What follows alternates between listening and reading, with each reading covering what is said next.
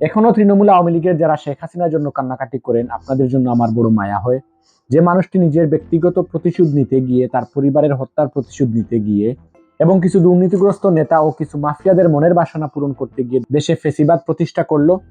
Openly আপনাদের নিজেদের আশপাশের মানুষদেরকে নির্যাতন করলো, হাজার হাজার কোটি টাকা বিদেশে পাচার করলো, যার ছত্রছায়া থেকে কিছু মানুষ দুর্নীতির সীমা অতিক্রম করে গিয়েছিল, যার ব্যক্তিগত আক্রোশ মেটাতে গিয়ে অতিরঞ্জিত করার কারণে আজ হাজার হাজার নেতাকর্মী দেশ ছাড়া, গড় ছাড়া, বাড়ি ছাড়া, যে নিজ দলের সকল নেতাকর্মীকে ফেলে একাই ভারতে পালিয়ে গেল, যার পরিবারের কেউ এদেশে থাকে না, যার এদেশের মাটি ও মানুষের সাথে কোনো সম্পর্কই নেই, এখনো তার জন্য কিভাবে আপনাদের চোখে জল আসে? এত দুর্নীতি, গুম, হত্যা, খুন, টাকা পাচার, এগুলো সবকিছু স্পষ্ট হবার পরও এখনো কিভাবে সেই শেখ হাসিনার জন্য আপনাদের চোখে পানি আসে আমার বুঝে আসে না। আওয়ামী লীগ আপনি করেন, আওয়ামী লীগকে আপনি ভালোবাসেন, আপনি আওয়ামী লীগের আদর্শ দেখে রাজনীতি শুরু করেছিলেন, আপনি আওয়ামী লীগ ছাড়তে পারবেন না, ভালো কথা।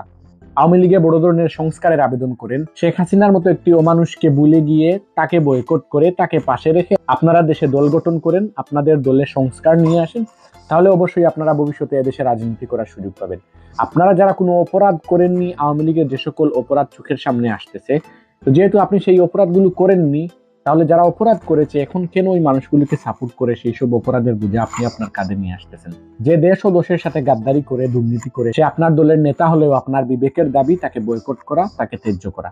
Thanks for watching.